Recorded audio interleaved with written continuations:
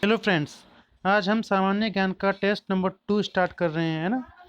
आपने जो स्टडी की है अब तक उसको चेक करिए, आपको कितना आता है सामान्य ज्ञान के बारे में। ठीक है, इसमें 10 क्वेश्चन होंगे। हर एक क्वेश्चन के लिए आपको 10 सेकंड का समय मिलेगा। उसमें आपको बताना है कि इसका सही आंसर क्या है। ओके, तो बिना देर किए हम आज का टेस्ट स्टार्ट करते हैं। क्वेश्चन नंबर 1, किस वंश को भारत में स्वर्ण युग कहा जाता है? आपके 10 सेकंड स्टार्ट होते हैं अब।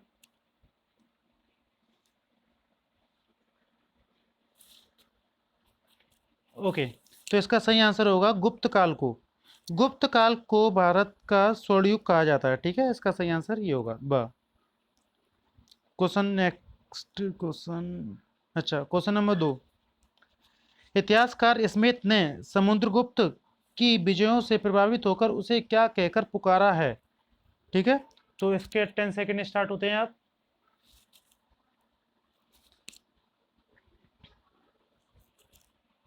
ओके, तो इसका सही आंसर है भारत का नेपोलियन। ठीक है, तो भारतीय नेपोलियन किसे कहा जाता है? समुद्रगुप्त को। ये किसने कहा है? इतिहासकार स्मिथ ने। ओके, इतिहासकार स्मिथ ने समुद्रगुप्त को भारत का नेपोलियन कहा है। और समुद्रगुप्त का संबंध किस वंश से है? तो समुद्रगुप्त का संबंध गुप्त काल से है। ठीक है, क्वेश्चन नंबर 3, मेहरौली दिल्ली स्थित लौह स्तंभ का निर्माण निम्न में से किस शताब्दी में हुआ है? तो दिल्ली को पहले मेहरौली बोला जाता था गुप्त काल में। उस समय किस काल में लौह स्तंभ का निर्माण हुआ है, ये बताइए। आपके 10 सेकंड स्टार्ट होते हैं अब। और इनके आंसर आप नीचे टाइप करते जाइए।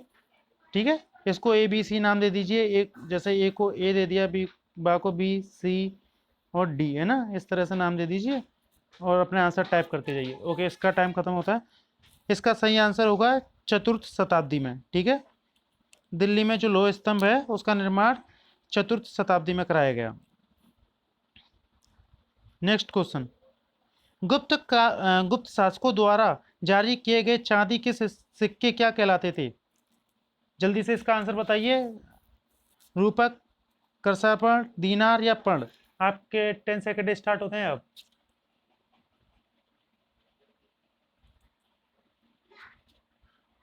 ओके, इसका सही आंसर है रूपक। ठीक है, गुप्त शासकों ने जो चांदी के सिक्के चलाए थे उन्हें रूपक कहते थे, है ना, सिक्के नहीं कहते थे, रूपक कहते थे। नेक्स्ट क्वेश्चन, गुप्तकालीन बौद्ध शिक्षा का महान केंद्र कौन था? ठीक है, बताइए। गुप्त काल में बौद्ध शिक्षा का महान केंद्र कौन था? अयोध्या था, नासिक था, नालंदा था या उज्जैन था? आपके 10 सेकंड स्टार्ट होते हैं अब।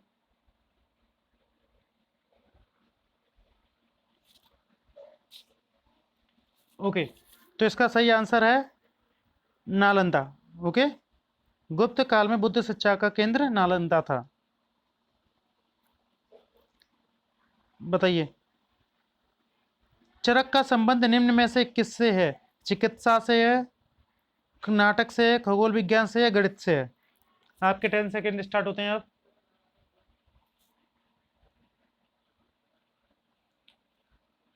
Okay, time up. इसका सही आंसर होगा चिकित्सा। ओके, चरक का संबंध चिकित्सा से है, ये गुप्त काल में थे।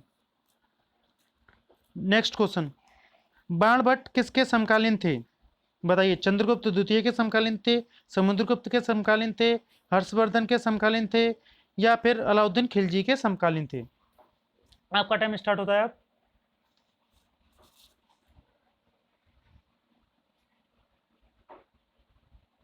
ओके, इसका सही आंसर है समुद्रगुप्त, वो सॉरी, हर्षवर्धन। बाणभट्ट हर्षवर्धन के समकालीन थे। ठीक, और हर्षवर्धन की जो जीवनी है ये भी बाणभट्ट ने ही लिखी है। ठीक है,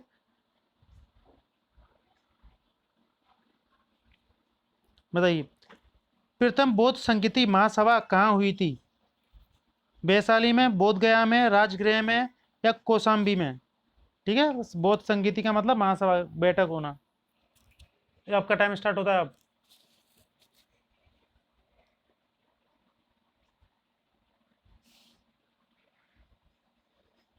ओके, टाइम अप। तो प्रथम बौद्ध संगीति हुई थी राजगृह में, ठीक है।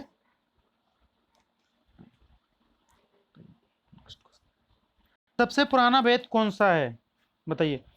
यजुर्वेद है, ऋग्वेद है, सामवेद है, अर्थवेद है। आपका टाइम स्टार्ट होता है अब, और इनके आंसर आप टाइप करते जाइए जिससे कि आपको अपना स्कोर पता चले और आप कंपेयर कर पाओ एक दूसरे से, ठीक है।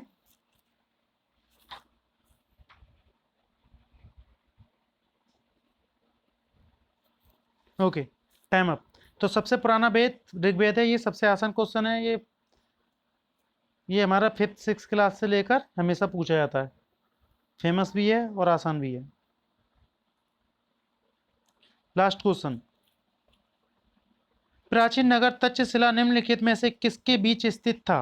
ओके, आपको बताना है तक्षशिला कहां पर था। सिंधु तथा झेलम नदी के बीच में, झेलम तथा चिनाब नदी के बीच में, चिनाब तथा रावी नदी के बीच में, रावी तथा ब्यास नदी के बीच में। जल्दी से इसका आंसर दीजिए, आपके 10 सेकंड स्टार्ट होते हैं अब।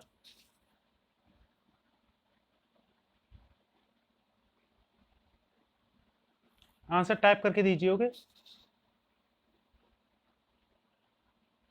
Okay, time up. तो इसका सही आंसर है सिंधु तथा झेलम नदी के बीच में, ठीक है। तक्षशिला सिंधु तथा झेलम नदी के बीच में, और ये सारी नदियां भारत में जम्मू कश्मीर में बहती हैं, ठीक है, ये याद रख लेना। और ये सभी नदियां जो हैं झेलम, चिनाब, रावी, ब्यास, ये सब सिंधु नदी की सहायक नदियां हैं। और ये पाकिस्तान से होते हुए अरेबियन सी में गिरती हैं, ठीक है।